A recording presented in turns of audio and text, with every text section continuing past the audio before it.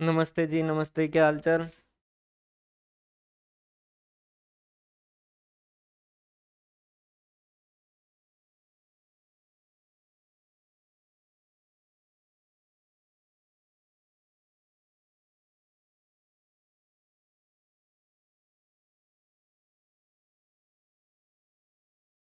Valuation of shares देखा?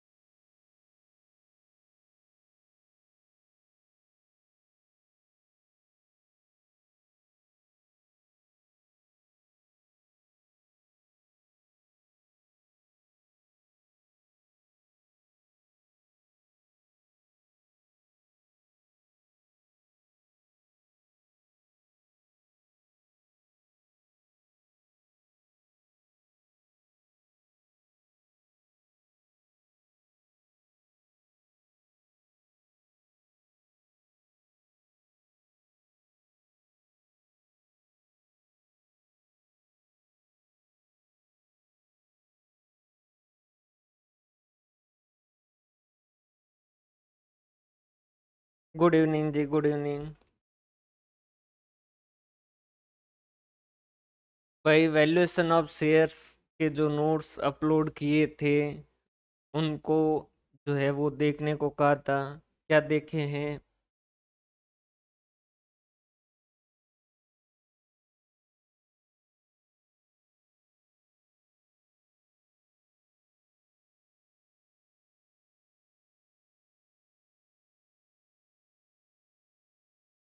अरे हाँ ना तो बोलो भाई।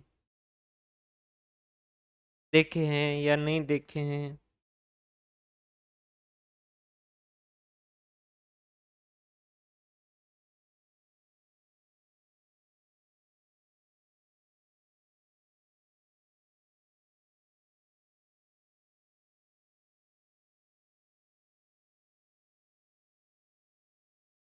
वैल्यूएशन ऑफ शेयर्स के नोट्स जो है वो अपलोड किए थे, उनको जो देखा या नहीं देखा?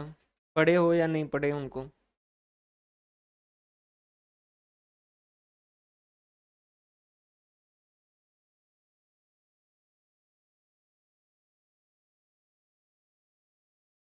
कैसे भाई, समझ आ रहे हैं या उसमें कुछ जो है वो डाउट आ रहे हैं? अभी एक बार उसको जो वहां से देख लेते हैं। आज अपन बात करेंगे इंश्योरेंस कंपनी के बारे में। और इंश्योरेंस कंपनी वाले में भी जैसा बैंकिंग है वैसा का वैसा इसके अंदर भी जो है वो ज़्यादातर चीज़ें रटनी ही है कि भाई उनको याद ही करनी है। रीजन ये है कि क्वेश्चन इससे एक ही आना है। पिछली बार जो क्वेश्चन आया था वो ये आया था कि इसकी अकाउंटिंग जो है वो कौन देता है। ऑप्शन थे आईसीआई, आरबीआई, इरडा और एक और कोई था। बाकी इसके क्वेश्चन जो वो मैक्सिमम जो है शेड्यूल नंबर से।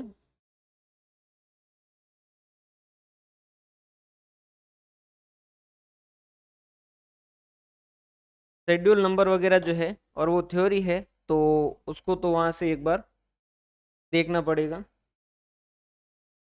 तो अपन इसको जो नोट से ही देखते हैं, इसमें जो अल्टीमेटली कॉन्सेप्ट नाम पे एक ही चीज़ है। वो क्या है? एक वर्ड आएगा, री इंश्योरेंस सीडेड।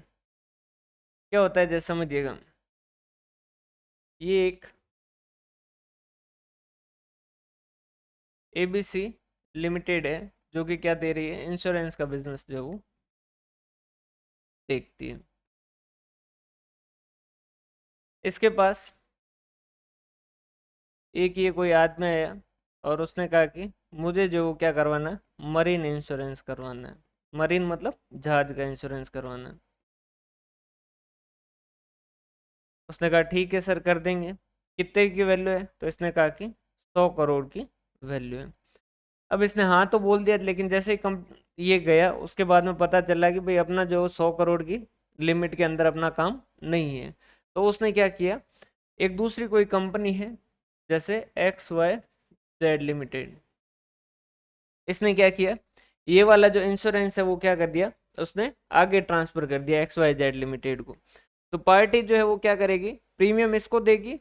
ये जो है प्रीमियम क्या कर देगा, इस XYZ को ट्रांसफर कर देगा।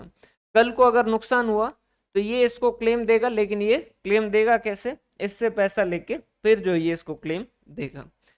ये जो आगे दिया जाता है इसे अपन क्या कहते हैं? Insurance seeded. सीडेड वर्ड का मतलब है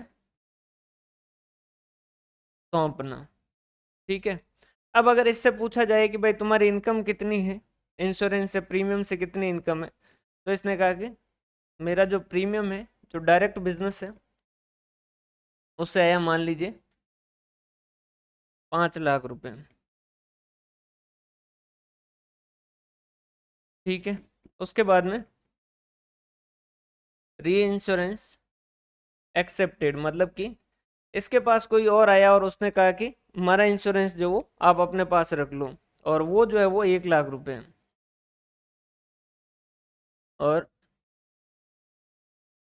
प्रीमियम ऑन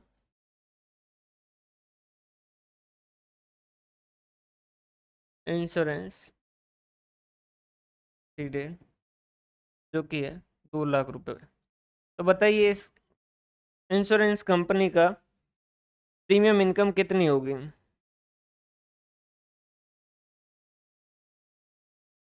बताओ भाई, इस कंपनी की प्रीमियम की इनकम कितनी लिखनी चाहिए इसे अपनी बुक के अंदर?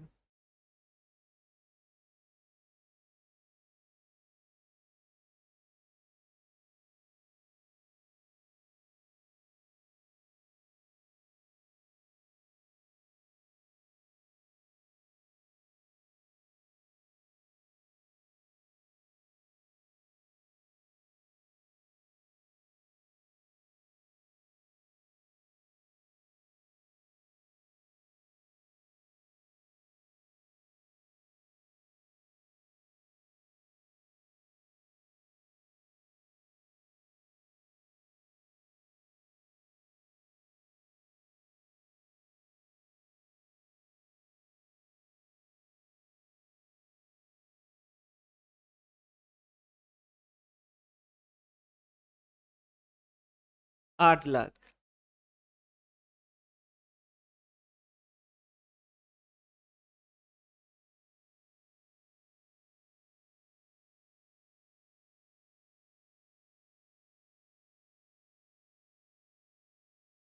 और बाकी वालों का आंसर क्या है भाई?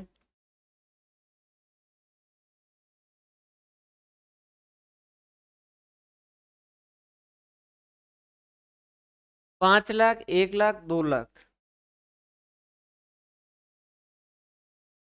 क्वेश्चन ये है कि ये अपने बुक के अंदर इसका जो रेवेन्यू अकाउंट बनेगा, उस रेवेन्यू अकाउंट के अंदर ये कितने की प्रीमियम इनकम जो वो लिखेगा कि नेट इतना मैंने प्रीमियम कमाया।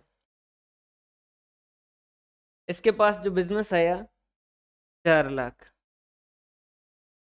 बाकी वाले भाई 4 लाख के पक्ष में कौन कौन है वो बता दीजिए, और जो 8 लाख के पक्ष में वो बता दीजिए।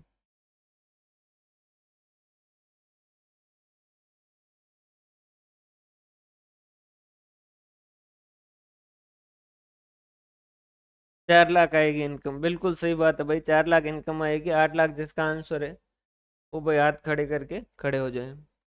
देखो प्रीमियम डायरेक्ट बिजनेस से उसके पास कितना आया? 5 लाख। ठीक है। उसके बाद में कोई और कंपनी के पास आया था, लेकिन उन्होंने क्या कर दिया, ये जो है इंश्योरेंस ट्रांसफर कर दिया 1 लाख रुपए का इस कंपनी को। तो इनके पास अल्टीमेटली अब वो इंश्योरेंस किसके पास है? इस कंपनी के पास है। तो ये 1 लाख इसमें क्या कर देंगे? जोड़ देंगे कि भाई 6 लाख रुपए हो गए। अब इसमें से इन्होंने इनको जो प्रीमियम मिला उसमें से क्या कर दिया है, 2 लाख का जो प्रीमियम मिला है उतने का इंश्योरेंस उन्होंने क्या कर दिया है, आगे ट्रांसफर कर दिया। तो क्या ये अब इनकी इनकम रहेगी क्या? नहीं, अब इनकी इनकम नहीं रहेगी। तो ये क्या कर देंगे, माइनस कर देंगे 2 लाख रुपए। तो ये कितना बचेगा? 4 लाख रुपए। ठीक है। सेम ऐसा कैसा क्लेम के मामले में भी होगा और सारे मामलों में ही ऐसा होगा। बाकी इसके अंदर जो वो चीज़ें सारी याद करने जैसी, शेड्यूल नंबर से इसमें से क्वेश्चन आने का ज़्यादातर जो चांस है वो शेड्यूल नंबर का बनता है, अगर क्वेश्चन थोड़ा सा ट्रिकी बनाना चाहे तो उस केस के अंदर। और बाकी नॉर्मली क्वेश्चन अगर बनाएगा तो वो इरडा और जैसा बनाया था उसी तरीके का बनेगा। बेसिक कॉन्सेप्ट क्या है? देखो, ऐसा नहीं है कि इंश्योरेंस जो वो अभी शुरू हुआ, इंश्योरेंस पहले भी होता था, लेकिन पहले अनऑर्गेनाइज फॉर्म के अंदर होता था। जैसे गांव के अंदर इंश्योरेंस कैसे करते थे पहले के टाइम में लोग, तो सारे गांव के लोग है जो थोड़ा थोड़ा पैसा इकट्ठा करके मंदिरों के अंदर रख देते थे। ये जो मंदिरों में सोना वगैरह जो रखते हैं ना, इस हिसाब से। फिर अगर किसी को, कोई परिवार को ऊपर जो कोई आर्थिक संकट आ जाता तो उस केस के अंदर वो मंदिर जो उनकी मदद करता, ये उनका सिस्टम होता था एक तरीके से इंश्योरेंस का। और फिर धीरे धीरे ऑर्गेनाइज सिस्टम बना, और फिर इसके लिए एक्ट बना। एक्ट बनने के बाद में उस एक्ट के जरिए जो वो काम चलता रहा, और इंश्योरेंस वगैरह सारे के सारे हैंडल होते गए। फिर उसके बाद में एक अलग से अथॉरिटी बनाने की जरूरत पड़ी, तो इरडा बनाया गया, insurance regulatory and development authority, जो कि नेट पे लिखा आ रहा है कि 1999 में बनाई गई। बुक के अंदर जो है कॉलेज वाली बुक है एक दो, उसके अंदर 2002 लिखा है, अपने को दोनों ही ध्यान रखने हैं। उसके बाद में उन्होंने रूल बनाए, और उन्होंने बताया कि भाई फाइनेंशियल स्टेटमेंट वगैरह आप जो वो इस तरीके से बनाओगे। मेनली इंश्योरेंस जो है उनको दो भागों में बांटा गया, एक तो लाइफ इंश्योरेंस और एक जनरल इंश्योरेंस। जनरल इंश्योरेंस में कौन से होंगे? आग के कारण, अर्थक्वेक के कारण, फ्लड के कारण, या फिर चोरी के कारण, फ्रॉड के कारण, किसी भी कारण से जो पॉलिसी ली जा सकती है। और लाइफ इंश्योरेंस के अंदर क्या होगा? जो आदमी है उसके जीवन के ऊपर पॉलिसी होगी। बाकी वाले जो भी है जनरल इंश्योरेंस, जो ये आग वाले वगैरह, ये जो है ये कॉन्ट्रैक्ट ऑफ इंडेमनिटी कहा जाता है, क्षतिपूर्ति के कॉन्ट्रैक्ट कहा जाता है। क्षतिपूर्ति का मतलब क्या? कि अगर जैसे जहाज जो है उसके अंदर 100 करोड़ का सामान था, तो मैक्सिमम जो उसे वापस पेमेंट मिल सकता है इंश्योरेंस कंपनी से, वो 100 करोड़ ही मिल सकता है। चाहे उसने 100 करोड़ की 4 पॉलिसी भी ले रखी है, तो भी उसे टोटल अमाउंट कितना मिलेगा? 100 करोड़ मिलेगा। जबकि लाइफ इंश्योरेंस के अंदर ऐसा नहीं है, आदमी की कोई वैल्यू जो फिक्स नहीं है, तो वो चाहे जितनी पॉलिसी लेना चाहे उतनी ले सकता है, जितने की पॉलिसी लेगा उतना उसको क्या मिलेगा? अमाउंट मिलेगा। मेन कॉन्सेप्ट इतना ही है। बाकी फाइनेंशियल स्टेटमेंट जो है उसके अंदर शेड्यूल नंबर दे रखे हैं, और वहां से क्वेश्चन पूछे जा सकते हैं।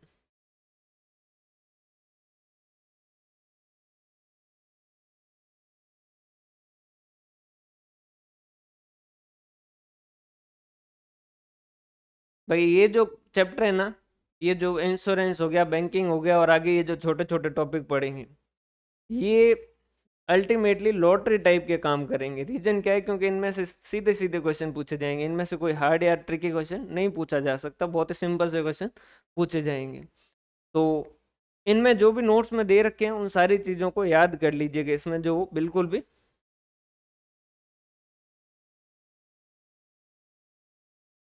ईयर कौन सा? आ जाएगा नोट्स के अंदर, जो आ जाएगा नोट्स के अंदर सारा कुछ लिख रखा है।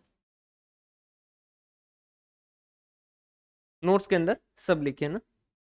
अकाउंटिंग फॉर इंश्योरेंस कंपनी, दो तरीके के इंश्योरेंस बिजनेस होते हैं। जनरल इंश्योरेंस बिजनेस, जो कि ये आग, मरीन इंश्योरेंस वगैरह सारे के सारे जो वो उसमें कवर होते हैं, अर्थक्वेक वगैरह वाले सारे के सारे। और एक है life insurance business. Life insurance वाले जो नेशनलाइज किया गया था उनको 1/9/1956 को लाइफ इंश्योरेंस कॉरपोरेशन बनाया गया, कॉरपोरेशन एक्ट बनाया गया 1956 में।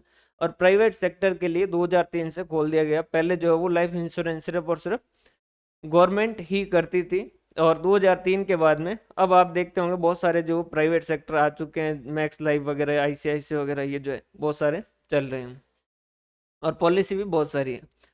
फिर उन्होंने इंश्योरेंस एक्ट जो 1938 के अंदर जो एक इंश्योरेंस एक्ट बन रखा था, फिर इस इंश्योरेंस एक्ट के अंदर ही फिर उन्होंने क्या किया, इसी से एम्पावर, इसमें से पावर लेके उन्होंने क्या किया 1999, और कॉलेज वाली बुक में 2002 लिखा है, बाकी ओरिजिनली ये 1999 में जो वो इश्यू हुआ था, में insurance regulatory and development authority act पास किया गया। और इस एक्ट के जरिए insurance regulatory and development authority जो बनाई गई, जिसे अपन क्या कहते हैं, इरडा, IRDA। पिछली बार जो क्वेश्चन था सॉरी, पिछली बार जो क्वेश्चन था वो सीधा सीधा था कि इंश्योरेंस वाले केस के अंदर जो अकाउंटिंग है वो कौन बताता है? इरडा, ICAI, और इस तरीके के ऑप्शन दे रखे थे, RBI, जिसमें से कोई चाह कर भी गलत नहीं कर सकता था। सेक्शन 114A जो है ऑफ इंश्योरेंस एक्ट 1938 जो है उसने इरडा बनाने का उसने इरडा को जो है वो रूल्स और रेगुलेशन बनाने का पावर दिया कि भाई आपको इंश्योरेंस बिजनेस से रिलेटेड जो भी रूल और रेगुलेशन बनाने वो आप बना सकते हो। वो इंश्योरेंस एक्ट जो है 1938 उसके सेक्शन 114A के अंदर लिखा गया कि भाई अब से जो इंश्योरेंस बिजनेस से रिलेटेड जो भी उनको मैनेज करने के लिए जो भी रूल्स और रेगुलेशन बनाएंगे वो insurance regulatory and development authority जो बनाएगी। कोई पर्टिकुलर पॉइंट पे अगर प्रोविजन नहीं है इरडा या इसके अंदर इंश्योरेंस एक्ट के अंदर तो उसके इसके अंदर कंपनीज एक्ट के जो भी प्रोविजन है वो लगेंगे। कंपनीज एक्ट में भी जब फाइनेंशियल स्टेटमेंट वगैरह जब पढ़ते हैं तो अपन कहते हैं फाइनेंशियल स्टेटमेंट जो है वो कंपनीज को शेड्यूल 3 के हिसाब से बनाने होंगे। और फिर उन्होंने लिखा है कि अनलेस अगर कोई स्पेशल एक्ट जो है वो उसके बारे में नहीं बता रहा हो, और वहां पर स्पेसिफिक एक्ट वाले कौन से आते हैं जिनके फाइनेंशियल स्टेटमेंट स्पेसिफिक एक्ट के द्वारा बताए गए, तो ये banking company, insurance company, electricity company वगैरह इनके स्पेसिफिक एक्ट के हिसाब से फाइनेंशियल स्टेटमेंट बनते हैं। और अगर जैसे कोई पॉइंट है जिसके ऊपर इरडा ने कुछ भी नहीं लिखा है तो उस केस के अंदर नॉर्मली जो क्या होगा, जो कंपनीज एक्ट के प्रोविजन है उसके हिसाब से होगा। बाकी अकाउंटिंग जो वो कैसे होगी, नॉर्मल डबल एंट्री सिस्टम से होगा, सेम वैसा का वैसा होगा, बस फाइनेंशियल स्टेटमेंट का फॉर्मेट जो क्या हो जाएगा, चेंज हो जाएगा। इनको सॉल्वेंसी मार्जिन रखना है। सॉल्वेंसी मार्जिन मतलब कि इनके एसेट जो वो लाइबिलिटी से ज्यादा होनी चाहिए, और ये सॉल्वेंसी मार्जिन कितना होना चाहिए, 50 करोड़। और अगर री इंश्योरेंस का भी काम कर रहे हैं तो 100 करोड़, और 20% ऑफ नेट प्रीमियम इनकम और 30% ऑफ नेट इनकर्ड क्लेम। जितने का क्लेम दिया उसका 30%, या फिर जितने की प्रीमियम इनकम हुई उसका 20%, या 50 करोड़ और 100 करोड़। 100 करोड़ जो है वो री इंश्योरेंस वाले केस में, अगर री इंश्योरेंस वाला है तो उसके लिए लिमिट होगी 100 करोड़, 20% और 30%। अगर री इंश्योरेंस नहीं है तो उसके लिए हो गया 50 करोड़, 20 करोड़ और 30 करोड़। इनमें से जो भी हाईएस्ट है उतने का उसे क्या करना होगा, सॉल्वेंसी मार्जिन जो वो रखना होगा। Book normally double entry system के हिसाब से रखेंगे। कैश बुक और जनरल लेजर जो इसकी मेन बुक होती है, बाकी उसके अलावा बाकी सारे सारी बुक रखी जाती है पॉलिसी होल्डर की, और रजिस्टर भी रखे जाते हैं कि कौन कौन पॉलिसी होल्डर है, कितना क्लेम दिया गया है, कौन कौन से क्लेम जो वो आउटस्टैंडिंग है, पेंडिंग कौन कौन से चल रहे हैं, उन सारी जो डिटेल वहां पर रखी जाती है। इनके जो भी क्वेश्चन आए उसको लॉजिकल सोचोगे तो आप यूं ही भी सही कर दोगे। ये कुछ चीजें जो वो याद करने लायक जो है वो ध्यान रखिएगा। सेक्शन 10 से लेके 17 तक जो है इंश्योरेंस एक्ट 1938 के वो अकाउंटिंग के लिए बात करते हैं कि भाई अकाउंटिंग कैसे करेंगे। इनके ये जो फॉर्म है यहाँ, ये जो है इनके ऊपर इंपॉर्टेंट लगा दीजिएगा क्योंकि क्वेश्चन जो वो अगर सिंपल बनाना होगा तो क्वेश्चन सीधा सीधा एमसीक्यू के अंदर यहाँ से बन सकता है। जनरल इंश्योरेंस बिजनेस में कौन से आएंगे, आग, मरीन, मिसलेनियस इंश्योरेंस वगैरह जो भी है वो आएंगे। कहाँ दे रखे हैं इनके लिए, part 5 of schedule B of IRDA जो है उसके अंदर फाइनेंशियल स्टेटमेंट के ये फॉर्म दे रखे हैं। ये फॉर्म के अंदर क्या है, एक तरीके का फॉर्मेट दे रखा है। रेवेन्यू अकाउंट के लिए फॉर्म बी आर ए है, कुछ भी नहीं, आर ए मतलब कि रेवेन्यू, पी एल मतलब कि पी एंड एल, और बी एल मतलब कि बैलेंस शीट। उसके अंदर जो बी है और इसके लिए ए है, जो लाइफ इंश्योरेंस वाले उसके लिए ए है और इसके लिए जो बी है, बाकी सेम ही है, A R A P L और ए बी एल। इसका part 5 of schedule A of the IRDA, इसका शेड्यूल ए में दे रखा है, इसका शेड्यूल बी में दे रखा है। इसका शेड्यूल ए में दे रखा है इस वजह से A R A P L और ए बी एल नाम है, और इसका शेड्यूल बी में दे रखा है इस वजह से B R A B P L और बी एल जो है वो इसके नाम है। कहीं पे भी डाउट है वहां पर आप रुकवाते रहिएगा। ये जो इनके फॉर्मेट दे रखे हैं, form B R A revenue account for the year ended जो भी है, to be prepared separately for fire, marine और मिसलेनियस। अगर जैसे कोई इंश्योरेंस कंपनी है जो आग का भी काम कर रही है, आग के इंश्योरेंस करने का भी काम कर रही है, मरीन का भी कर रही है, या मिसलेनियस कुछ अदर जो है उसके भी कर रहे हैं, तो हर किसी के लिए अलग अलग जो रेवेन्यू अकाउंट बनाना होगा। इसका कॉन्सेप्ट किस तरीके से है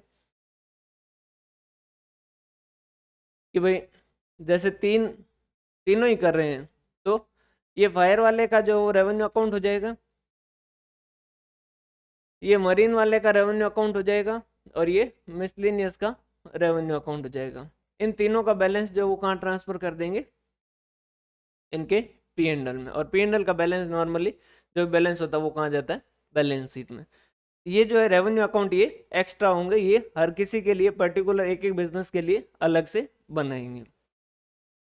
समझ आ रही बात। शेड्यूल जो है, शेड्यूल जो है वो इस रेवेन्यू अकाउंट के तो कुछ शेड्यूल है, पीएनएल के कोई शेड्यूल है नहीं, और पीएनएल का फॉर्मेट नॉर्मल पीएनएल के जैसा है, इस वजह से इसको ज़्यादा ध्यान नहीं भी दोगे तो भी चलेगा। रेवेन्यू अकाउंट के अंदर कुछ शेड्यूल है जिनके नंबर याद करने, और बाकी फिर सीधे सीधे से जो शेड्यूल नंबर है वो बैलेंस शीट के अंदर आते हैं, उनको अपने को देखना है।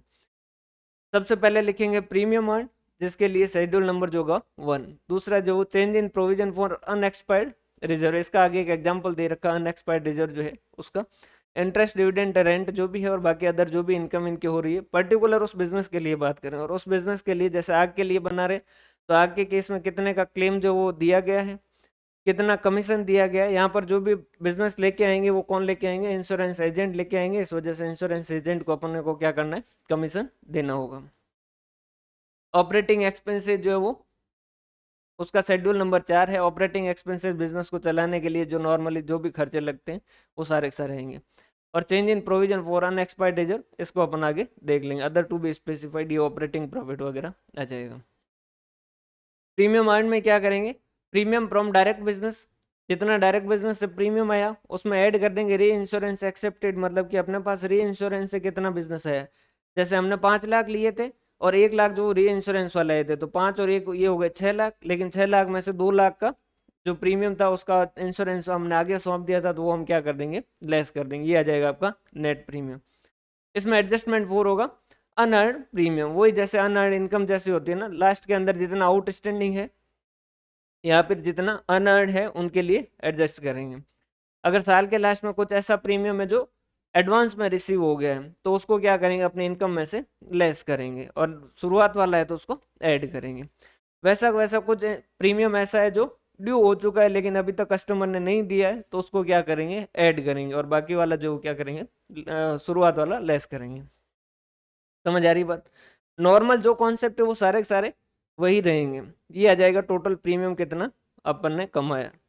इसको वापस एक और कैटेगरी में बांट के वापस देखना होगा, ये जो टोटल प्रीमियम कमाया उसमें से भारत में बिजनेस करके कितना कमाया और भारत से बाहर बिजनेस करके कितना कमाया, इसी को वापस इस 2 टुकड़ों में बांट के वापस जो वो यहाँ पर शो करना है। समझ पा रहे हो बात। टोटल प्रीमियम अर्न हो जाएगा। वैसा वैसा सेम जो है वो क्लेम इनकर्ड के लिए होगा। डायरेक्ट से कितना आया, री इंश्योरेंस से कितना, और सीडेड से जितना उतना अपन लेस कर देंगे, क्योंकि जो अपन ने आगे सौंप दिया है उसका अगर क्लेम भी देना पड़ेगा तो क्लेम अपने जेब में नहीं पड़ेगा। अल्टीमेटली अपन आगे वाले से लेके देंगे तो उतना पैसा अपन क्या करेंगे, अपने खर्चों में से कम कर देंगे। नेट क्लेम वही आउटस्टैंडिंग और इसका जो है वो एडजस्टमेंट करेंगे, और उसके बाद में इसमें नॉर्मली जो वो एडवांस कुछ भी दिया नहीं जाता है, क्योंकि क्लेम जो है आउटस्टैंडिंग होता है, ऐसा नहीं कि पहले ही के किसी को क्लेम पे कर दें। तो टोटल क्लेम इनकर्ड हो जाएगा और उसी को वापस इन इंडिया और आउटसाइड इंडिया के हिसाब से बांटेंगे। कमीशन है, कमीशन में भी सेम वही डायरेक्ट री इंश्योरेंस एक्सेप्टेड और commission on reinsurance ceded. Operating expenses में rent, rates, tax, repair, travel expenses, managerial remuneration, सारे बिजनेस को ऑपरेट करने के खर्चे जो उनको सीक्वेंस वाइज लिख के क्या करेंगे, टोटल करेंगे। ये है जो रिजर्व फॉर अनएक्सपायर्ड रिस्क। अब क्या हुआ, जैसे इस साल आपने ने एक मरीन इंश्योरेंस किया,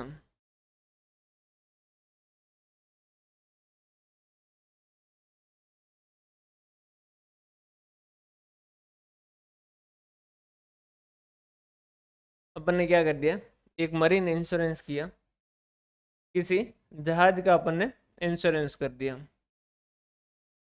इंश्योरेंस था 100 करोड़ का, और जिसमें से 1 करोड़ रुपए जो वो अपना प्रीमियम बनता था, तो अपन ने 1 करोड़ का क्या किया, प्रीमियम लिया। ये जो है ये इस मरीन का इंश्योरेंस करवा रखा है, ये पर्टिकुलर कोई एक देश जाके वहां से वापस आने के लिए, सामान जो है वहां पहुंचा के वापस आने के लिए, जिसमें मान लीजिए इसको 2 साल लगते हैं। ठीक है, अब पहला साल आया, फर्स्ट ईयर एंड है, तो उस केस के अंदर या तो अपन क्या करें, इसको प्रपोर्शनेटली जो वो करें। प्रपोर्शनेटली कैसे, कि भाई 2 साल का जो वो 1 करोड़ है तो हर एक का 0.50 लाख या फिर 50 लाख कह सकते हैं। 50 लाख 1 साल का और दूसरा 50 लाख। लेकिन ये करना पॉसिबल नहीं होता है। पॉसिबल नहीं होने का कारण क्या है? क्योंकि ऐसी पॉलिसी कोई अपन ने एक तो दी नहीं है, ऐसी बहुत सारी पॉलिसी जो वो दे रखी होती है। तो इसके लिए ये एक सीधा एक रूल रखते हैं कि भाई अपन क्या करो, इनकम तो पूरी लिख दो, जितना प्रीमियम आया उतना लिख दो। उसके अलावा आप ये क्या कर दो, रिजर्व बना दो। रिजर्व मतलब एक तरीके का प्रोविजन ही है, रिजर्व फॉर अनएक्सपायर्ड रिस्क, कि भाई इतने की रिस्क जो है वो अभी खत्म नहीं हुई है। और उसके लिए क्या कह रखा है, कितने की दे रखी है, कि अगर आप आग और मिसलेनियस बिजनेस कर रहे हो, आग का है और मिसलेनियस का कर रहे हो, कोई और जो एक्स्ट्रा चोरी वगैरह इनके लिए कोई इंश्योरेंस क्लेम जो है पॉलिसी बेची है, तो उनके लिए जितने का प्रीमियम दिया है ना, नेट प्रीमियम आपका जितना है उसका 50% क्या कर दो, ये रिजर्व बना दो। और अगर मरीन का केस है तो उस केस के अंदर 100% बनाना है। अब मरीन के केस के अंदर और वहाँ एग्जाम के अंदर भूल नहीं जाओ, इस वजह से याद रखिएगा कि भाई समुद्र के अंदर जो वो जैक स्पैरो घूमता है, तो जैक स्पैरो जो वो इसको चोरी कर सकता है समुद्र के अंदर जहाज को। तो ध्यान रखिएगा, वो समुद्री लुटेरे जो है वो चोरी कर सकते हैं, इस कारण वहां पर 100% दे रखा है। बाकी आग के केस के अंदर 50% है। एक ही इसका एग्जाम्पल भी दे रखा है आगे, जैसे मरीन इंश्योरेंस कर लिया है, opening balance of reserve for unexpected sorry unexpired risk, unexpired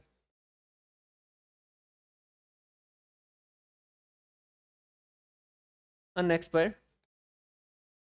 risk है।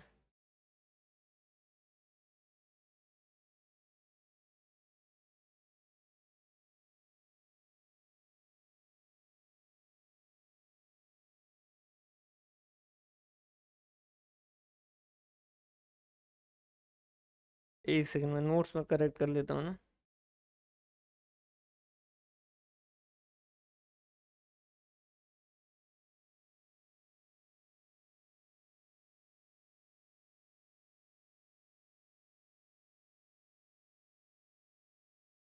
ये एग्जाम्पल जो है वो करके फिर अपन वापस इसको रिपीट कर लेते हैं ना। देखो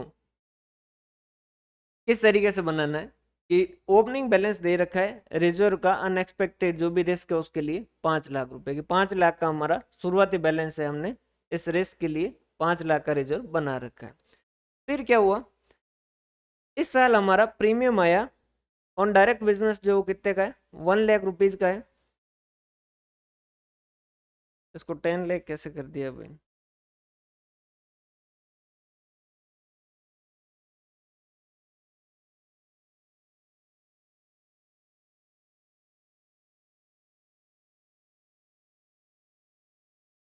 हम्म, ये जो है वो 1 लाख है ना, इसको 1 लाख मानिएगा। और री इंश्योरेंस का है 2 लाख रुपए, on reinsurance seeded 1 lakh rupees. पहले एक बार इसको ध्यान से समझ लीजिए, बाकी आज वापस उसको रिपीट कर लेंगे। देखो इस साल हमने प्रीमियम कितना कमाया, तो हम कहेंगे कि भाई 10 लाख का तो डायरेक्ट बिजनेस का री प्रीमियम आया अपना, ये 10 लाख रुपए।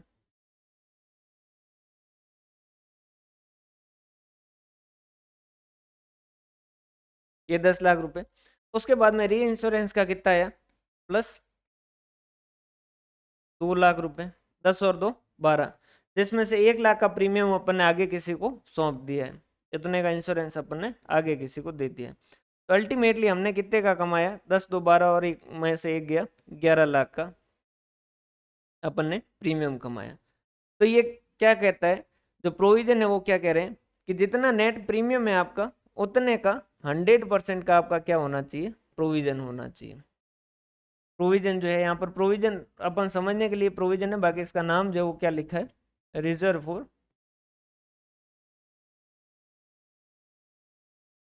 Unexpired risk. कि भाई ये प्रीमियम तो आ गया, लेकिन अभी पॉलिसियां तो सारी की सारी ड्यू है, समझ आ रही बात। तो उन्होंने कहा कि इसका 100% क्या कर दो, आप प्रोविजन बना दो। अब 100% कितने का, 11 लाख का 100% अपने को प्रोविजन कितने का बनाना, 11 लाख का। तो क्या पूरा का पूरा इस साल बनाए क्या, नहीं, 5 लाख तो हमारा शुरुआत के अंदर पड़ा है इसका बैलेंस, और 11 लाख लास्ट इसका बैलेंस चाहिए। तो मतलब कि अपने को और कितने का जो है वो इस साल रिजर्व और अनएक्सपायर्ड रिस्क के अंदर ट्रांसफर करना होगा, 6 लाख का हाँ, कंजर्वेटिज्म के हिसाब से बनाते हैं। कंजर्वेटिज्म के हिसाब से भी कह सकते हैं कि भाई एक्सपेक्टेड लॉस है, आगे हो सकता है कि लॉस हो जाए, तो उसके लिए अपन पहले से तैयार रहें। बाकी ये जो है वो दे रखा है, ये रेट है जो है वो दे रखी है, और कह रखा है कि इससे अगर ज्यादा बनाना चाहो तो ज्यादा बना लीजिए, बाकी इतना तो आपको बनाना ही है। इरिडा जो है ये रेटें तय करता है। तो 6 लाख रुपए अपन क्या करेंगे, जो अपना रेवेन्यू अकाउंट होगा, जो भी अपना रेवेन्यू अकाउंट होगा उसमें से अपन क्या कर देंगे, कहाँ ट्रांसफर कर देंगे, रिजर्व फॉर अनएक्सपायर्ड रिस्क करके उसके अंदर ट्रांसफर कर देंगे। कई बार ऐसी भी सिचुएशन आ जाती है कि ओपनिंग बैलेंस हो जैसे कि 15 लाख, और जो नेट प्रीमियम है उसके हिसाब से क्लोजिंग चाहिए अपना 11 लाख। तो उस केस के अंदर अपन क्या करते हैं, इतना पैसा वापस जो वो क्या करते हैं, रिजर्व फॉर अनएक्सपायर्ड रिस्क से, रिजर्व फॉर अनएक्सपायर्ड रिस्क से लेके वापस क्या कर देते हैं, इस रेवेन्यू अकाउंट के अंदर ट्रांसफर कर देते हैं। इस कारण अगर आपने ऊपर देखा होगा तो पीएनएल के अंदर, सॉरी, रेवेन्यू अकाउंट के अंदर ऊपर की साइड में भी लिखा था और नीचे की साइड के अंदर भी लिखा था ये रिजर्व फॉर अनएक्सपायर्ड रिस्क। ये वाला एग्जांपल समझ आया, पहले ये बताओ, फिर जो अपन वापस चलते हैं ऊपर।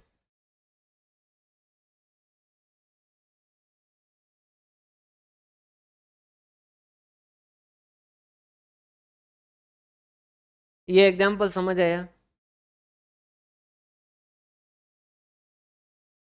अब ये जो रिजर्व का बैलेंस है ये कहाँ दिखेगा, ये बैलेंस शीट में लाइबिलिटी साइड के अंदर दिखेगा।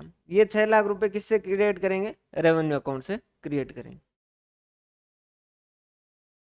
देखो भाई बिल्कुल सिंपल सा है, आप इसको जितना इतना ज्यादा हार्ड मत समझिए, बहुत आसान सी चीज है। देखो क्या कह रहा है कि भाई जितने का आपका नेट प्रीमियम है ना, उसका मरीन का बिजनेस कर रहे हो, अगर मरीन इंश्योरेंस का बिजनेस कर रहे हो तो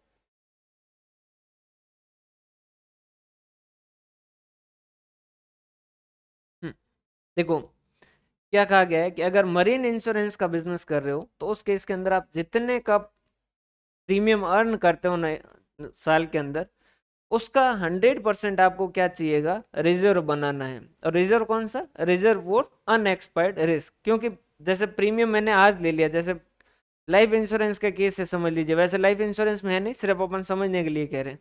जैसे मैंने इस साल पॉलिसी भरी 18,000 जैसे रुपए जो पॉलिसी के भर दिए, अब वो 18,000 रुपए वो आज इनकम लिख तो रहे हैं, लेकिन उस केस के अंदर उनके साथ दिक्कत तो है, क्योंकि कल को कुछ हो जाता है तो उस केस के अंदर उनको क्या करना होगा, वो पैसा पूरा का पूरा देना होगा। तो इस वजह से इन्होंने क्या कह रखा है कि भाई आप पॉलिसी का जो पैसा लेते हो, प्रीमियम का पैसा लेते हो, ये तो आगे क्लेम तो कल को आ सकता है। आज तो समुद्र के अंदर जहाज नहीं डूबा, लेकिन अगले साल के अंदर डूब गया तो क्लेम तो आपको पूरा का पूरा पे करना पड़ेगा। इस वजह से इन्होंने क्या कहा गया, जितने का आप प्रीमियम बनाते हो ना, उसका मरीन का बिजनेस कर रहे हो तो 100% आप क्या करो, उसका रिजर्व जो वो क्रिएट कर दो। हमने कहा ठीक है, हमने कहा ओपनिंग बैलेंस हो तो क्या उसके हिसाब से देख लीजिएगा। तो ये एग्जांपल में दे रखा है कि भाई शुरुआत के अंदर जो था 5 लाख रुपए का था, इस साल हमने प्रीमियम कितना अर्न किया, तो हमने 1 लाख 10 लाख का प्रीमियम डायरेक्ट बिजनेस से आया, जिसमें से 2 लाख रुपए जो है वो री इंश्योरेंस आया, टोटल 12 लाख, और उसमें से 1 लाख का आगे सौंप दिया, तो 11 लाख का नेट प्रीमियम जो हमने कमाया है। इसका 100% अपने को क्या चाहिए, प्रोविजन बनाना है। प्रोविजन को या नाम क्या देंगे, रिजर्व फॉर अनएक्सपायर्ड रिस्क।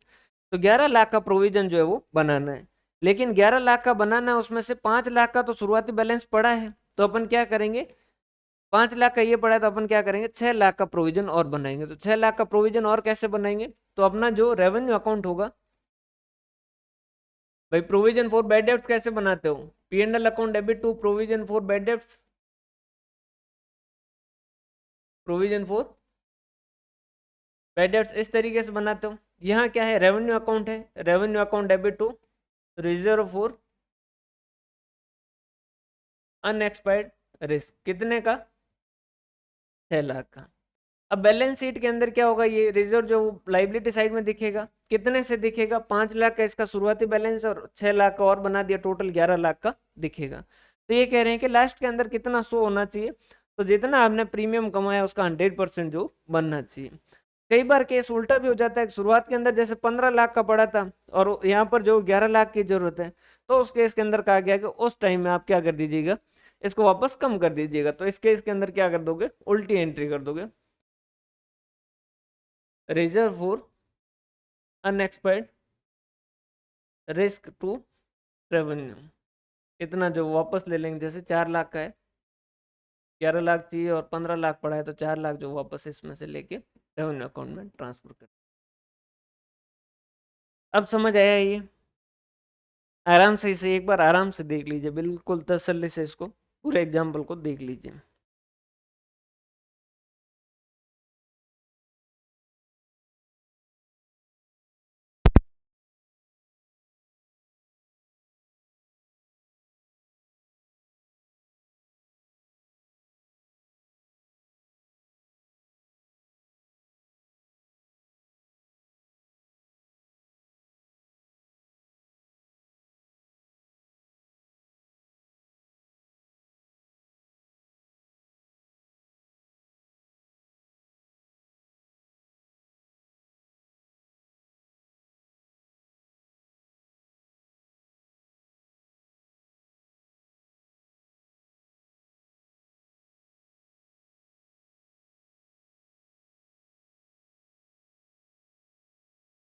समझ आया भाई यहाँ तक का? ठीक है, तो ये क्या लिखा गया है यहाँ पर कि भाई अगर फायर और मिसलिनियस बिजनेस कर रहे हो तो 50% और मरीन के केस में 100%। और यहाँ पर रेवेन्यू अकाउंट में देखो आप, रेवेन्यू अकाउंट में दोनों साइड के अंदर लिखा गया है ये change in provision for unexpired risk, unexpired risk जो है या फिर अनएक्सपायर्ड रिजर्व जो है, उसके हिसाब से कितना जो है वो अमाउंट अगर पहले ज़्यादा बना दिया था और कम की ज़रूरत थी तो ये इनकम साइड में शो होगा, और अगर पहले कम बना दिया था और अब और बनाने की ज़रूरत है तो यहाँ पर एक्सपेंस साइड के अंदर शो होगा। ठीक है भाई?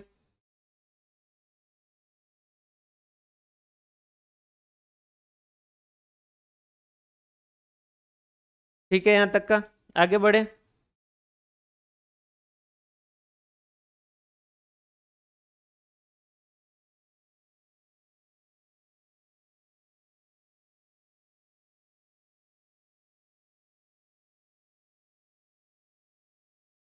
अब इसके बाद में ये सेकंड पीएनएल वाला जो है, इसको बस एक बार देखिएगा, बाकी देखने की जरूरत आपको नहीं पड़ेगी। उसका रीजन क्या है? क्योंकि इसमें शेड्यूल नंबर है नहीं। अब पीएनएल कैसा बनेगा? नॉर्मल पीएनएल सबके रेवेन्यू अकाउंट से देख लो, फायर से कितना प्रॉफिट आ रहा है, मरीन से कितना आ रहा है, मिसलेनियस से कितना आ रहा है। उसके अलावा बाकी जो भी इनकम आ रही है वो अदर इनकम ले लो, बाकी सेम या नॉर्मल जैसा, इसके अंदर और कुछ खास देखने लायक चीज है नहीं। फॉर्म बी बी एल जो है वो बैलेंस शीट के लिए ज्यादा जो चांस है क्वेश्चन आने का वो जनरल इंश्योरेंस से, लाइफ इंश्योरेंस से आने का कम चांस है, क्योंकि जितने भी एग्जाम देखें लगभग इस जनरल इंश्योरेंस से ही पूछे गए हैं। अब इसके केस के अंदर ये source of fund, share capital schedule number याद रखिएगा, reserve and surplus schedule number याद रखिएगा, फेयर वैल्यू चेंज अकाउंट मतलब कि रिजर्व अगर रिवैल्यूएशन रिजर्व बनाए तो वो ब्रोइंग बोरोइंग, उसके लिए जो वो शेड्यूल नंबर 7। ये पैसा लिया, ये कहाँ लगाएंगे? इन्वेस्टमेंट, उसके लिए शेड्यूल नंबर 8। अगर हमने किसी को लोन दिए हैं तो उस केस के अंदर 9। ये लोन जो है वो कौन सा है? ये लोन एडवांस एज वाला है। ये लोन जो है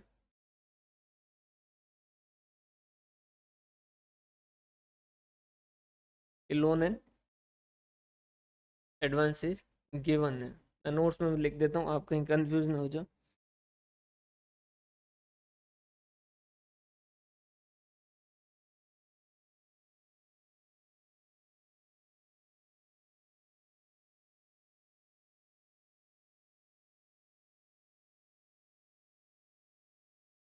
ठीक है, इसके बाद में कैश एंड बैंक बैलेंस जो भी है उसके लिए schedule number, advance as and other asset schedule number, current liability schedule number, provision schedule number याद कर लीजिएगा, है ना। फिर जो ये नेट करंट एसेट आ जाएगा, बाकी मिसलिनियस एक्सपेंडिचर और debit balance of P and L है तो वो इस साइड में शो होगा। ठीक है भाई, ये जो है वो आपको याद करने हैं, और इसमें याद ही करने हैं, इसके अलावा और कुछ भी जो ऑप्शन आपके पास है नहीं। जनरल इंश्योरेंस एक कॉन्ट्रैक्ट ऑफ इंडेमनिटी या क्षतिपूर्ति। अब इसमें होता क्या है कि जैसे ये टॉपिक अपन डिटेल में पढ़े, जैसे सीए इंटर के अंदर पहले होता था तो पहले इसको 8-9 दिन लगाते थे, क्योंकि उसमें एक बड़ा क्वेश्चन आता था और 16 नंबर लगभग का क्वेश्चन आता था, तो वर्थ था कि उसके अंदर 6-7 दिन लगे। अब इसमें से क्वेश्चन आना है एक, ठीक है, तो फिर उसमें समझने से अच्छा है कि ये चीजें रटना ज्यादा सिंपल है। तो ये जो है वो जनरल इंश्योरेंस है, कॉन्ट्रैक्ट ऑफ इंडेमनिटी है, क्षतिपूर्ति का है, मतलब कि जितने का लॉस होगा उतना ही पैसा मिलेगा, उससे ज्यादा का नहीं मिलेगा। अगर जहाज के अंदर सामान 50 लाख का था तो चाहे पॉलिसी में आपने अमाउंट जो वो 1 करोड़ का दे रखा हो तो भी आपको 50 लाख की मिलेंगे। 50 लाख की पॉलिसी ले रखी थी, लेकिन अगर नुकसान जो 2 लाख के सामान को हुआ तो पैसा 2 लाख ही मिलेगा। जबकि life of insurance insurance policy, life insurance में पॉलिसी कितने भी अमाउंट की ली जा सकती है, जितने का आप लेना चाहो उतने का ले सकते हो। इसके अलावा पेड अप वैल्यू कैसे कैलकुलेट करते हैं, अगर कोई इंश्योर्ड आगे जो है वो प्रीमियम को दे ना पाए तो मैच्योरिटी पर मिलने वाला अमाउंट, उसे अपन क्या कहते हैं, पेड अप वैल्यू। जैसे मैंने जोश जोश के अंदर जो वो 5 करोड़ का एक कोई पॉलिसी ले ली, अब वो पहली बार आया प्रीमियम लेने के लिए, मैंने दे दिया, दूसरी बार आया, तीसरी बार आया, चौथी बार मैंने हाथ जोड़ दिया कि वापस मत आना भाई, तो उस केस के अंदर अगर मैं डिसकंटिन्यू कर देता हूँ या मैं पे नहीं कर पाता हूँ, तो जब पॉलिसी की मैच्योरिटी डेट आएगी तो पूरा पैसा तो मिलेगा नहीं। उस केस के अंदर कितना अमाउंट मिलेगा, ये वाला अमाउंट मिलेगा। इस तरीके से फॉर्मूले से sum assured into number of premium paid divided by total number of premium payable, कितना पेबल था उसमें से कितना पे किया उसके रेस्पेक्ट में, फिर उस रेशियो में जो उसको पैसा मिलेगा। सरेंडर वैल्यू क्या होता है, सरेंडर वैल्यू इसके जैसे ही होता है जिसके अंदर जो वो जैसे वो 5वीं 6ठी बार आया, मैंने कहा कि अपने यहाँ से बंद कर दे और जितना पैसा मेरा बनता है आज के टाइम में अगर मैं सरेंडर करता हूँ तो कितना पैसा देता वो दे दे और अपनी बात खत्म कर दे। यहाँ पर क्या कर रहा है, वो देना बंद कर रहा है, लेकिन पॉलिसी अभी भी कंटिन्यू है। तो उस केस के अंदर वो क्या करेगा, पैसा ले कब रहा है, जब मैच्योरिटी पे, तो मैच्योरिटी पे लेगा तो वो क्या होगा, जितने का, जैसे 5 करोड़ की पॉलिसी ले रखी थी और मैंने जैसे टोटल 10 लाख मेरे को प्रीमियम देना था, मैंने 5 लाख दिए, तो जो अमाउंट है multiply by 5 lakh divided by 10 lakh, मतलब कि आधा पैसा मुझे मिल जाएगा।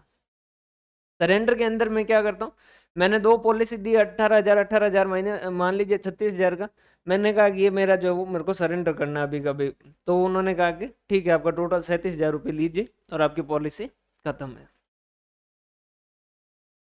बोनस अगर पॉलिसी विद प्रॉफिट है तो, भाई फॉर्मूले हैं दोनों, याद रखिएगा, दो फॉर्मूले ये। कई बार क्या होता है, इस तरीके की पॉलिसी होती है जिसके अंदर क्या कहा जाता है कि भाई आप पैसा दो, इस इंश्योरेंस कंपनी को जितना मुनाफा होगा उसमें से आपको क्या किया जाएगा, बोनस दिया जाएगा। तो अगर मुनाफा अच्छा हुआ तो अच्छा बोनस देंगे। जैसे अगर गांव में रहे हैं आप तो आपने देखा होगा कि ये जो डेयरी वगैरह जो चलाते हैं, जो गाड़ियां आती है जो दूध लेने के लिए और फिर उनको दूध दे के बेचते हैं, तो वहां पर जो सोसाइटी होती है, कोऑपरेटिव सोसाइटी या जिसके जरिए भी चलाते हैं, तो उनके अंदर आप कई बार सुनते हैं कि इस बार बोनस कितना है, इस बार बोनस कितना है। तो वहां पर क्या होता है कि जो प्रॉफिट होता है वो पूरे उस ऑर्गेनाइजेशन का होता है, तो उसके अंदर जब भी जितना भी प्रॉफिट होगा वो सबके बीच में डिस्ट्रीब्यूट होगा। वैसा वैसा इस इंश्योरेंस कंपनी में भी हो सकता है कि पॉलिसी इस तरीके की दे रखी होगी, जितना प्रॉफिट होगा उसके अंदर कुछ हिस्सा जो है वो आपका जितना बनता है उतना हिस्सा आपको दिया जाएगा। कैसे कैलकुलेट करेंगे, डिस्ट्रीब्यूशन जितने का प्रॉफिट करना है, मतलब यार डिस्ट्रीब्यूसेबल प्रॉफिट जो भी जितने का बांटना है उतना, into policy valid of policy holder की जितनी पॉलिसी वैलिड है डिवाइडेड बाय टोटल, ये पॉलिसी वैल्यू है, सॉरी,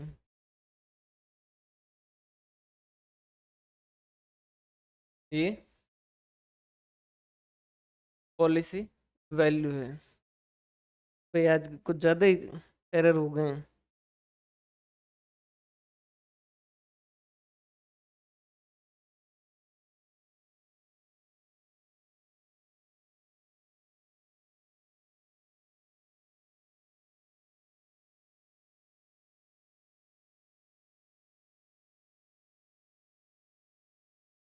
तो क्या है कि कॉलेज वाली बुक से बनाए, मेन तो क्या सीए वाले में ये काफ़ी टाइम पहले से जो बंद हो रखा है, और सीए में भी जो है वो 3 किताबें हैं, उसमें से ये चैप्टर जो एक ही किताब में दे रखा है और वो सबसे रद्दी और बेकार किताब है जिसके अंदर आधे से ज़्यादा जो गलत लिख रखे हैं। तो policy value of the policy holder divided by total value of policy in force, सीधा सीधा फॉर्मूला पूछा जा सकता है, दोनों फॉर्मूले जो वो याद कर लीजिएगा। इंश्योरेंस एजेंट कौन बन सकता है, जिसकी आयु 18 साल हो चुकी है, जो 12वीं पास हो और जिसका 50% इन इरेडा के एग्जाम इरेडा का जो भी होगा उसमें 50% उसे लेना होगा। जो इंश्योरेंस एजेंट का एग्जाम पास करेगा उसे 100 दिन की ट्रेनिंग, अगर एमबीए कर रखा है तो उसको 50 दिन की ट्रेनिंग। एक्चुअरी किसे क्या कहा जाता है? एक्चुअरी जो वो एक्सपर्ट मैथमेटिशियन होता है, जिसके अंदर जैसे कई बार लॉस कितने का हुआ ये पता नहीं चलता है, तो उसको वैल्यू करने के लिए एक आदमी अपॉइंट किया जाता है, जिसे अपन क्या कहते हैं? एक्चुअरी कहते हैं। बड़े बड़े बिजनेस जब भी अमालगमेट वगैरह होते हैं वहां भी इनका काम आता है। और अच्छा, जो बहुत ही अच्छा हाई पे जो है वो जॉब रहता है। तो एक्चुअली जो उस एक्सपर्ट मैथमेटिशियन को जो ये सारी चीजें कैलकुलेट करता है उसको कहते हैं life insurance fund balance of revenue account, ये पीएनएल में ट्रांसफर होगा। जो भी इसका लाइफ इंश्योरेंस वाले केस के अंदर जो भी रेवेन्यू अकाउंट का बैलेंस आएगा ना, उसे अपन क्या कहेंगे? उसके लिए नाम यूज किया जाता है लाइफ इंश्योरेंस फंड। और ये जो है ये कहाँ ट्रांसफर किया जाता है? पीएनएल अकाउंट के अंदर ट्रांसफर किया जाता है। तो कैसे होगा?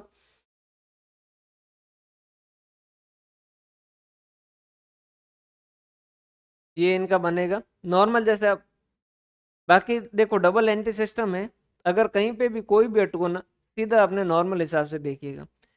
ये पीएनएल है, ठीक है। अगर यहाँ पर प्रॉफिट होगा तो प्रॉफिट अगर कहीं पे भी होगा तो वो एक तरीके से पीएनएल में इनकम साइड में आना चाहिए। तो अपन क्या करेंगे? Bye life insurance fund. इससे पहले बनेगा रेवेन्यू अकाउंट। अगर इसमें प्रॉफिट होगा तो वो किस साइड शो होगा? इस साइड शो होगा। ये जो है वो क्या करेंगे अपन? टू पीएनएल जो है वो कहेंगे। और इसके लिए नाम क्या करेंगे? रिवैल्यूएशन। ये ये जो है इसके लिए वर्ड जो वो क्या होगा? लाइफ इंश्योरेंस फंड जो वो कहा जाएगा, इसका जो भी प्रॉफिट आएगा उसको। तो उसके लिए एंट्री जो वो क्या होगी? Life insurance fund account debit to statement of P and L account. ठीक है भाई, जहाँ डाउट आए वहाँ बताइएगा। बाकी नॉर्मली अगर कहीं पे भी फंसो तो सीधा सा ध्यान रखिएगा, normal double entry system follow कर रहा है, इस वजह से डबल एंट्री के हिसाब से जो उसकी एंट्रियां बनती है वो होगा। इंट्रीम बोनस कैसे कैलकुलेट होता है? इंटरिम बोनस किसे कहा जाता है? एक तो होता है फाइनल बोनस जो लास्ट में दिया जाता है, एक उसके पहले जो बीच में जो बोनस दिए जाते हैं उसको कैसे कैलकुलेट करेंगे? देखो, वैसे इससे क्वेश्चन आने का चांसेस जो कम है। एक बुक के अंदर दे रखा था और कॉलेज की बुक में दे रखा था, इस वजह से जो है वो लिख दिया मैंने। इंटरिम बोनस क्या है? Net profit after actuaries valuation. Actuary valuation के हिसाब से मान लीजिए प्रॉफिट बन रहा है बाद में 5 लाख, और वो कहेंगे कि हमने बोनस जो पहले दे दिया है 1 लाख का, तो टोटल मतलब कि प्रॉफिट बोनस देने के लिए कितना था? 6 लाख का था। तो इस 6 लाख का 90% of this total profit will be bonus to policy holder. इसका 95% जो बोनस दिया जाएगा, इसका 95% कितना होगा? तो कैलकुलेट कर लीजिएगा। मान लीजिए 5,70,000 होता है, या 90% तो कैलकुलेट कर सकते हैं, 60,000 हटा दो मतलब कि 5,40,000 होगा। ठीक है, इस 540 में से क्या कर दिया है? 1 लाख का दे दिया है, तो बाकी का कितने का? 440 का देना है। एक बार वापस देख लीजिए, जैसे कि प्रॉफिट है, एक्चुअली के वैल्यूशन वगैरह करवाने के बाद प्रॉफिट बन रहा है 5 लाख रुपए, ठीक है। और 1 लाख का ये बोनस इसमें से दे चुके हैं, मतलब कि टोटल 1 लाख का बोनस दे चुके हैं, इसमें से नहीं, मतलब कि बोनस दे चुके हैं 1 लाख का और 5 लाख का अलग से प्रॉफिट, तो टोटल प्रॉफिट हुआ 6 लाख। 6 लाख प्रॉफिट का यहाँ पर जो है इंटरिम बोनस कितना परसेंट देना है? 95% बोनस देना होता है। तो इस 6 लाख का 95% मतलब कि 5,40,000 टोटल बोनस देना था, जिसमें से 1 लाख जो है वो दे चुके हैं, तो बाकी का 440 जो वो दे देंगे। 5 का प्रॉफिट है, 1 लाख का बोनस दे चुके हैं, टोटल प्रॉफिट हो गया 6 लाख। 6 लाख का 95% अपने को देना है, ये हो गया 5,40,000। 5,40,000 टोटल देना है, जिसमें से 1 लाख दे चुके हैं, मतलब कि 440 देना है। समझ पा रहे हो बात? समझ आ रही है बात?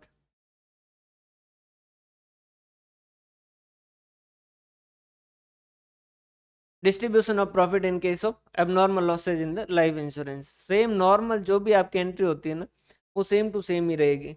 एबनॉर्मल लॉस होता है तो कैसे करते हैं अपन? पी एंड एल अकाउंट में क्या लिखते हैं? P and L account debit, तो जो भी एबनॉर्मल लॉस है वो लिखते हैं। यहाँ भी वैसा वैसा statement of P and L account debit to abnormal loss.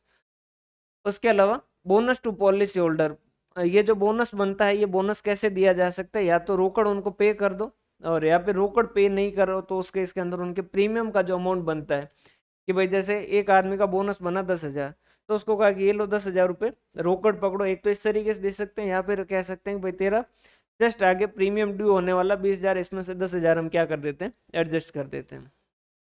तो क्या होगा, स्टेटमेंट ऑफ P&L से भाई बोनस किसी को भी देंगे तो वो एज ए बोनस के लिए एंट्री क्या होगी, बोनस इसके लिए क्या होगा, एक तरीके से खर्चे के टाइप काम करेगा। तो अपन क्या करते हैं normally P&L to bonus paid इस तरीके से करते हैं। यहाँ पर statement of P&L account debit to bonus payable in case, या फिर bonus payable in reduction in premium. अगर रिडक्शन इन प्रीमियम है तो आगे जब प्रीमियम इसका ड्यू होगा उसमें से ये अमाउंट जो वो कम कर देंगे। उसके अलावा कई बार जो क्या कर दिया जाता है, ये जो बोनस है वो दिया नहीं जाता है, और इस बोनस को क्या किया जाता है, रोक के रखा जाता है।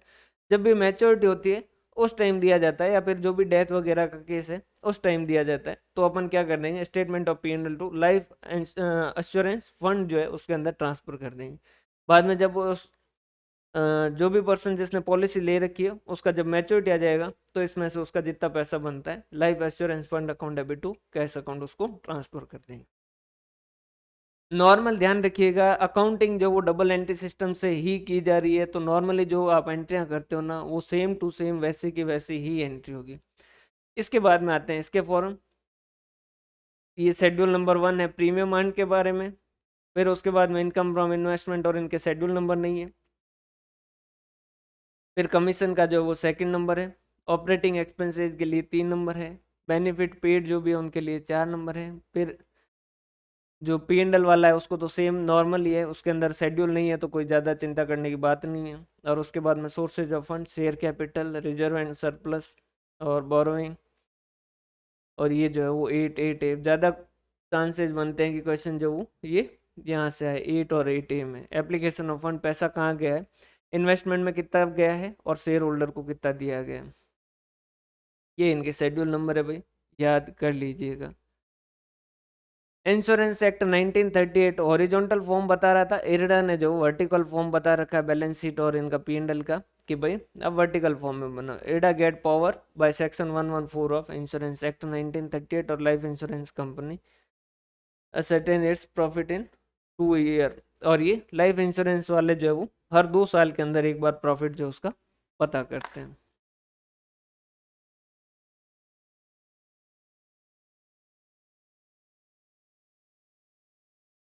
कर लोगे भाई ये, सीधा सिंपल सा क्वेश्चन रहेगा, नोट्स के अंदर जो चीज़ें लिखी है।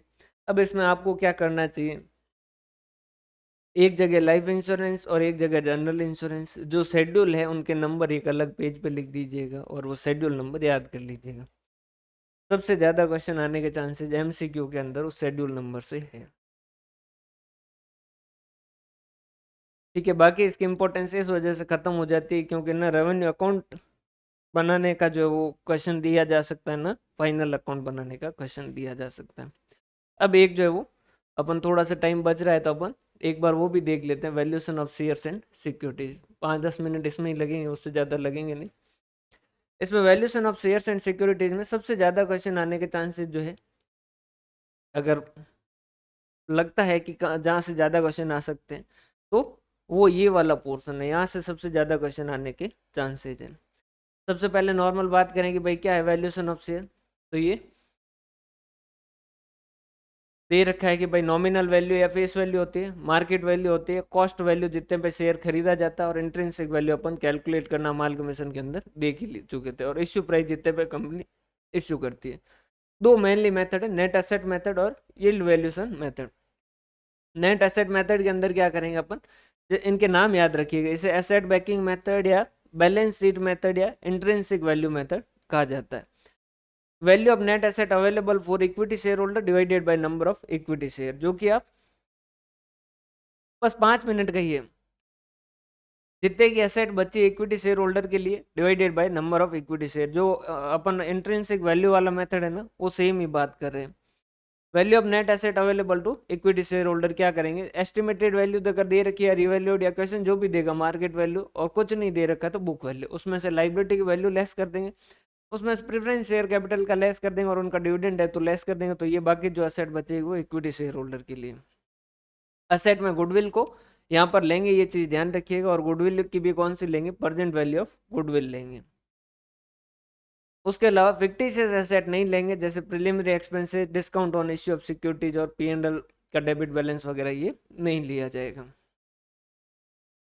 उसके बाद में valuation of equity share when capital structure include only equity share, अगर सिर्फ कैपिटल स्ट्रक्चर के अंदर इक्विटी शेयर ही है तो एक बार आप इसको देख लीजिएगा, या तो ताकि मैं इसको वापस कल जो है वो इसको करवा दूंगा। एक बार नोट से इसको देख लीजिएगा, कोई अगर डाउट है। ये है वैसे पूरा का पूरा सिंपल सही है, अगर आप बोले तो इसको अभी पूरा कर लेते हैं, नहीं तो फिर कल पूरा कर लेते हैं।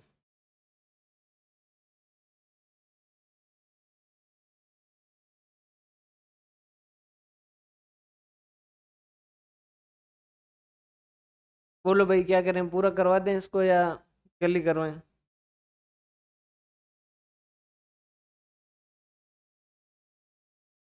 कल ही करवा दें, ठीक है। तो मैं ये जो है वो इंश्योरेंस वाले नोट जो वो भी अपलोड कर देता हूँ, और इनको जो है 2-3 बार अच्छे से देख के याद कर लीजिएगा।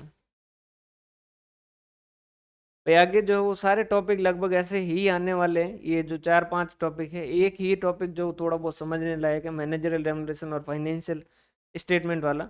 बाकी सारे के सारे जो वो अब ऐसे ही टॉपिक है जिनके अंदर ये कुछ चीज़ें हैं, कुछ बातें हैं जो आपको याद करनी है।